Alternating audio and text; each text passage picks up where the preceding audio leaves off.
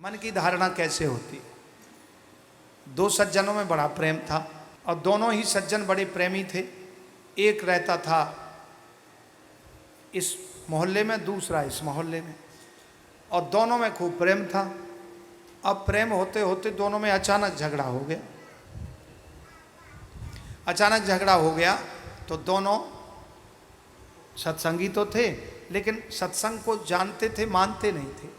लेकिन अब झगड़ा हो गया उनमें। अब झगड़ा होने के बाद में वो एक जगह कथा हो रही थी उसी गांव में, तो दोनों गए। पहले तो साथ जाते थे, लेकिन अब वो पहले जो बड़ा मित्र था, उसका मित्र था, वो आगे आ गया और वो पीछे आया तो वो पीछे बैठ गया।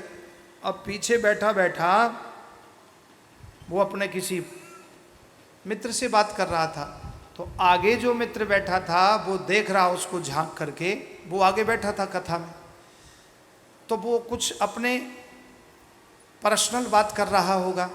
लेकिन उसने सोच लिया कि देखो ये आया है मेरे से पीछे और पीछे बैठ के उससे मेरी बुराई कर रहा है।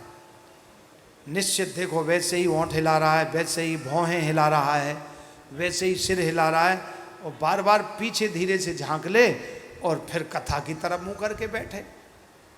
3 घंटा कथा सुनता रहा, लेकिन एक शब्द भी उसके पल्ले नहीं पड़ा। और वो जो पीछे बैठा है जिससे झगड़ा हो गया, उसकी बात पूरी समझ में आ रही है उसको, बिना सुने।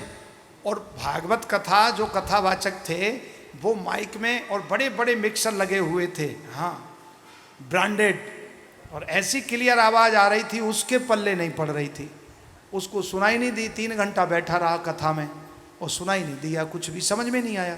लेकिन जो पीछे बैठा था उसका मित्र जिससे झगड़ा होगा, उसकी बात सारी समझ में आ गई उसको, बिना कहे।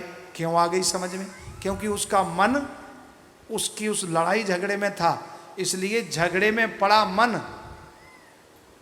तो वो मन की स्थिति बिगड़ गई। तो उसको जो सात्विक बातें है वो समझ में नहीं आई, और जो वास्तविक बात नहीं है वो समझ में आ गई। यद्यपि वो मित्र उसकी बुराई नहीं कर रहा था, वो अपनी राजी खुशी पूछ रहा था, लेकिन उसने मन से मान लिया कि निश्चित मेरी ही बुराई कर रहा होगा।